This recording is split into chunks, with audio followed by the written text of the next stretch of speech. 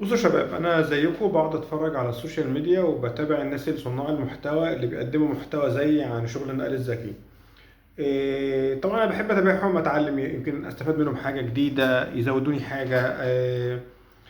مثلا حاجه تكون غايبه عني، افكار جديده وهكذا. بستفاد منهم وبشوف وضع الشغل، ولو في حاجه جدت في الشغل جديده مثلا انا ما اعرفهاش وكده. بس من ملاحظتي لكل الكباتن اللي بيعملوا محتوى، يعني أنا مثلا بتابع حوالي 10 تقريبا، ك10 كباتن في الحدود دي، في العدد ده.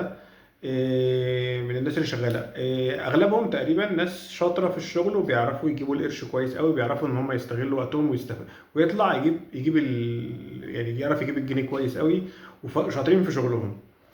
بس اللي انا اكتشفته ان كل واحد فيهم ليه استراتيجيه في الشغل. استراتيجية يعني ايه؟ يعني هو بينزل دماغه في اتجاه معين من الشغل، وكل واحد مختلف عن التاني، في اجزاء متشابهة بيننا وفي اجزاء مختلفة، وكل واحد على حسب ظروفه. يعني مثلا انا هتكلم عن نفسي، انا ليا استراتيجية معينة في الشغل. انا راجل بشتغل وقت محدود، ما بشتغلش وقت كبير، لان انا اصلا ده شغل جانبي مش شغل اساسي. ببدأ شغلي الساعة 5. مثلا الفترة دي دي منزلة بونص في الوقت من 5 ل 8 ومن 8 ل 12 أو 8 ل 11. أنا من اسكندرية، والرحلات عندنا أصلا كلها رحلات صغيرة جدا. عندنا تفاوض في ديدي، فأنا بحب أشتغل على التطبيق ده جدا. فبلعب على حتة إن أنا أقعد أحاول إن أنا أصطاد الرحلات الصغيرة ورحلات كتير، فالبونص ينزل. يعني جنيه البونص الاولاني بينزل لغايه 80 جنيه لو عملت 10 رحلات، ساعات بعملهم وساعات لا. والبونص التاني بيوصل ل 80 جنيه لو عملت برضك ال 10 رحلات. يعني عملت 20 رحله في الخمس ساعات دول، وساعات بعملهم فعلا. او 5 ساعات تقريبا. ساعات بعملهم يطلع لي 160 جنيه. فانا بينزل لي 160 جنيه، بالاضافه ان انا بعمل رحلات كتير صغيره بس بسعر عالي. يعني الرحلات الصغيره دي الرحله كلها، المسافه بيني وبين العميل واللي همشيها مع العميل ما تقلش عن 5 جنيه الكيلو، ما يقلش.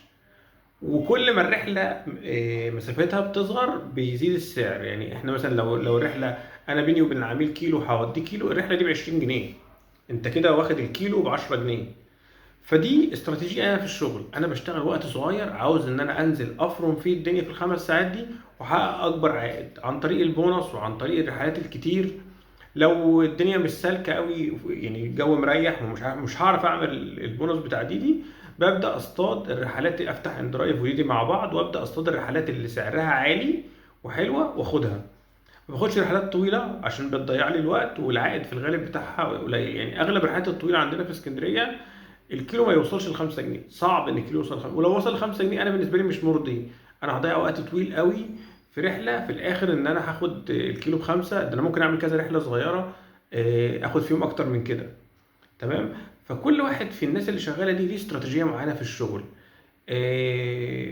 والحمد لله بنحقق منها دخل كويس. انت تشوف المناسب ليك، تشوف كل واحد من الناس اللي شغاله دي مين اللي سيستمه او نظامه او الظروف اللي هو شغال فيها مناسبه ليه، إن طريقه الشغل طريقه الشغل اللي هو شغال بيها. حد بيشتغل بارت تايم غير وقت كامل. حد بيشتغل على تطبيق مثلا اوبر غير اللي بيشتغل على دي، ده ليه طريقه وده ليه طريقه. حد بيشتغل في اسكندريه غير في القاهره. المحافظات مختلفه عن بعض. يعني انا لاحظت ان القاهره عندهم مسافات كبيره جدا، عادي رحله 10 كيلو 15 كيلو. احنا هنا في اسكندريه يعني لو عملت رحله 10 كيلو تبقى رحله طويله، ومفيش اطول من كده. يعني نادرا ما تعمل رحلات، ساعات ممكن تطلع غلطه، مثلا رحله واخده من شرق اسكندريه لغربها تعدي مثلا توصل 25 كيلو. لكن في العموم افتح التطبيق كده، الرحلات اقصى حاجه تلاقي 10 كيلو، دي نادره جدا قليله جدا. اغلب الرحلات 5 كيلو 6 كيلو 2 كيلو 3 كيلو، وده شغلنا كده في اسكندريه. فانت حاول تستفاد من كل كابتن الحاجه المناسبه ليك، وما تمشي، مش لازم تمشي زي ما انت شايف. ممكن قدامك كابتن ناجح بس هو ظروفه غير ظروفك، يبقى مش مناسب ليك. فانت اختار اللي ظروفه زي ظروفك وامشي على نفس النظام. بس يلا سلام.